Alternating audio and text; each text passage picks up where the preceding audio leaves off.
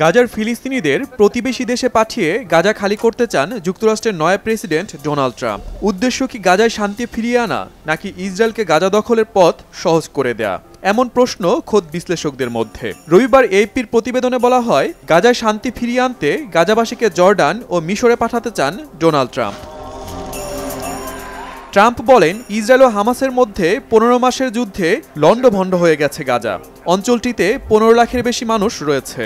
শত শত বছর ধরে চলা সংঘাতের অবসানে জায়গাটি খালি করে ফেলা উচিত। ট্রাম্প চান মিশর গাজাবাসীকে গ্রহণ করুক। এ বিষয়ে মিশরের নেতার সঙ্গেও আলোচনায় আগ্রহী মার্কিন প্রেসিডেন্ট। ট্রাম্পের মতে জর্ডানেরও উচিত কিছু ফিলিস্তিনিদের আশ্রয় দেয়া। গাজাবাসীদের সরিয়ে নেওয়ার উদ্যোগটি সাময়িক বা দীর্ঘমেয়াদী হতে পারে বলেও মন্তব্য করেন যুক্তরাষ্ট্রের এই 47তম প্রেসিডেন্ট।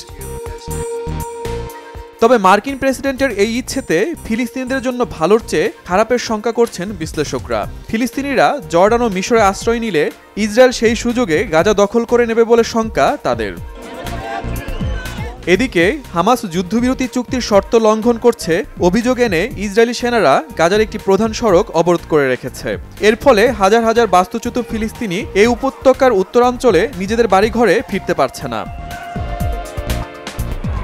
শনিবার হামাস তাদের হাতে জিম্মি 4 ইসরায়েলি সেনাকে মুক্তি দেয়। বিনিময়ে 200 ফিলিস্তিনি কারাবন্দীকে মুক্তি দেয় ইসরায়েল।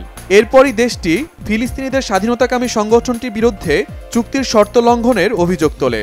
ইসরায়েলি সরকার বলছে, বেসামরিক ইসরায়েলি আরবেল ইয়াহুদের মুক্তির যে পরিকল্পনা করা হয়েছে সেটি কার্যকর না হওয়া পর্যন্ত গাজার বাসিন্দাদের উত্তর দিকে যেতে দেওয়া হবে না।